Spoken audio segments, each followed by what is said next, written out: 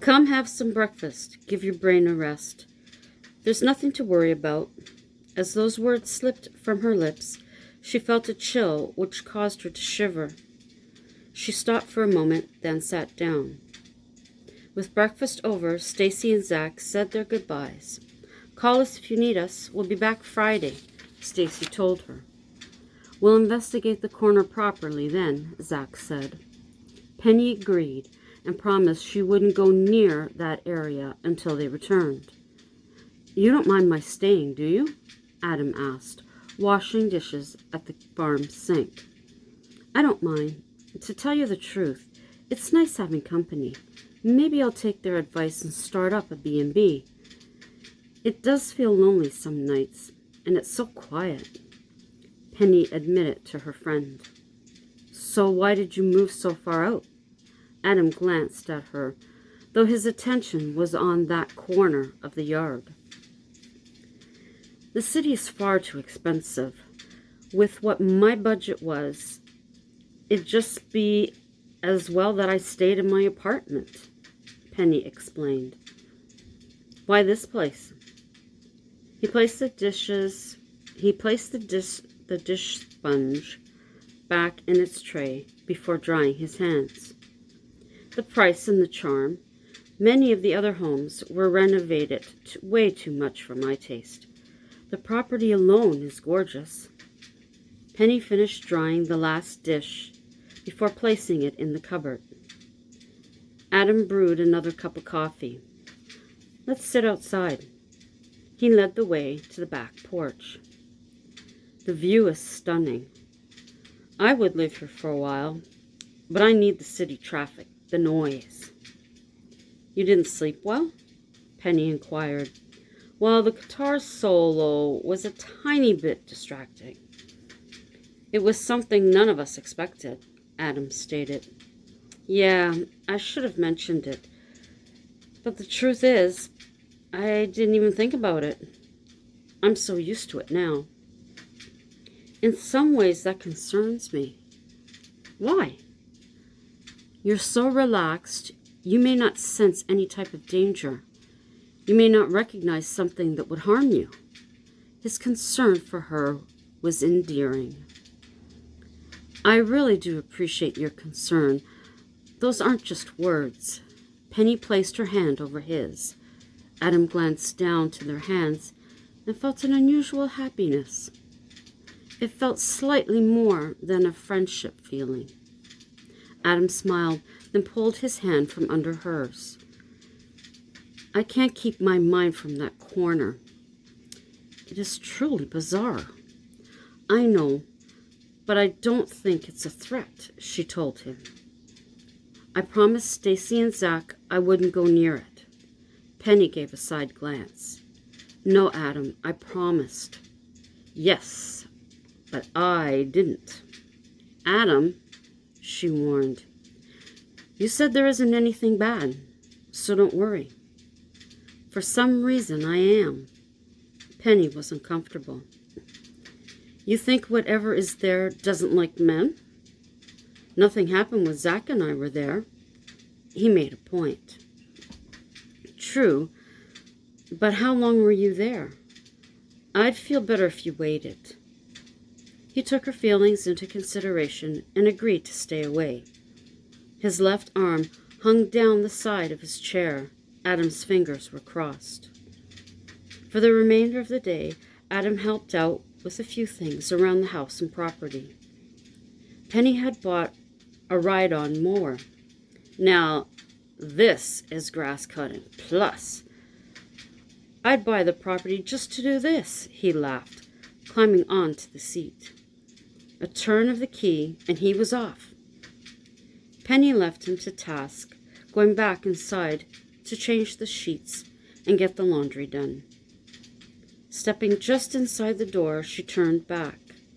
The sight of Adam on the moor made her smile. There was a stirring she hadn't expected. Going about her chores, Penny whistled away. When the dryer went off, she pulled the items out. When folding the sheets, a horrible feeling came over her. Penny suddenly felt sick. So sick, she had to sit down. She threw the rest of the laundry in the basket and carried it up the stairs. She took a quick look out the screen door. Adam was back where he had started, sitting on the mower. Penny placed the basket on the kitchen table, then went to the back door. Adam seemed to be speaking with someone. Penny noted how close he had gotten to the dark corner. He, in fact, was feet away from where he began. "Adam!" she called out, hoping to break his concentration. He continued a conversation, even laughing. "Adam!" She raised her voice. Still no response. Penny felt very uneasy and scared. She stepped out onto the porch. "Adam!" She tried once more. "This is crazy. Why is he over there?" Anger grew, and Penny made her way towards him. "Adam!" she yelled sternly. He finally turned his head, smiling. Reaching the moor, Penny stood firm. "Why are you here? You promised to stay away. And why were you communicating with it?" "Relax, it's all good. I didn't break my promise. I'm not in the dark." He turned the key, taking the machine back to the garage.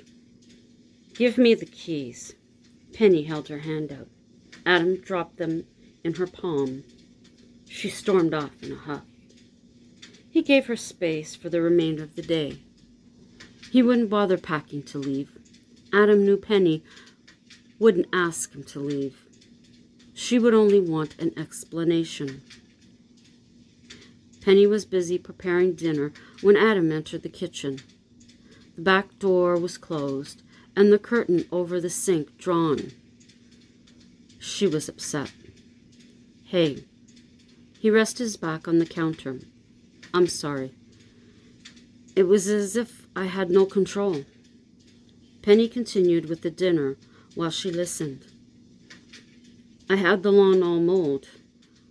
I was on my way back to park the mower. I can't say it was a feeling or a voice, but I felt called to go closer. I turned round and went toward the dark corner. Somehow I stopped myself just before it took me into it." Penny took a seat at the table, playing with the dish towel in her hands. "I turned the mower to come back, and there he was." "Who was?" "Some guy in 1800s clothing," Adam replied. "So you knew he wasn't real?" "Yes and no. For me, he was as solid as we are." "You didn't answer when I called you." Penny told him. "I didn't even hear you at first. How many times did you call?" he wanted to know. 4 times before you answered." "While I was getting the laundry, I began to feel sick, and it was unsettling. When I came up here, I noticed you sitting out there having a conversation." She relayed to him. "Did you see him?" Adam asked. "No." "Tell me you were conversing with the empty air." Penny waited for him to continue. "I didn't feel threatened," he admitted. "I enjoyed the conversation." "What did he look like? What did he say? Why is he still here?" A simple 3 questions. And we'll leave it at that for this evening. I hope you enjoyed that. Thank you to my YouTube family, as always, for coming by. Greatly appreciate it. Anyone new to my channel, please check out my other videos. There may be something else there that interests you. If there is, give it a like, drop me a comment, and share it out if you think someone else would be interested. While you're here, consider becoming a subscriber. And if you do, remember to click that notification bell so that you'll know the next time I upload. And we will continue the story another evening. And until then, as always, ciao for now.